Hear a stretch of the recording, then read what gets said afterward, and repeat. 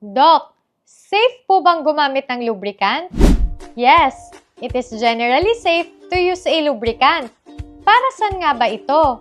Nakakatulong ang lubricant para ma-reduce yung friction, ma-heighten yung sexual arousal, at para mas maging enjoyable at pleasurable yung pagtatalo nyo. Nire-recommenda din ito for at para mabawasan yung pain at discomfort na kinukos ng vaginal dryness and atrophy. May iba't ibang types ito ha. Una na dyan yung water-based. Ito yung pinaka-similar sa natural lubricant ng mga katawan natin. Kaya lamang, hindi ito masyadong tumatagal at madalas, kailangan itong i-reapply. Andyan din yung silicone-based. Mas thicker ito, slippery at long-lasting kumpara sa water-based. Ito din yung nire-recommenda for Kaya lamang, hindi ito pwedeng gamitin sa mga toys na gawa din sa silicone. Kasi, pwede itong ma-damage. At nandyan din yung oil-based lubricants. Hindi na ito madalas ginagamit ha, kasi pwede itong mag-cause ng vaginal irritation.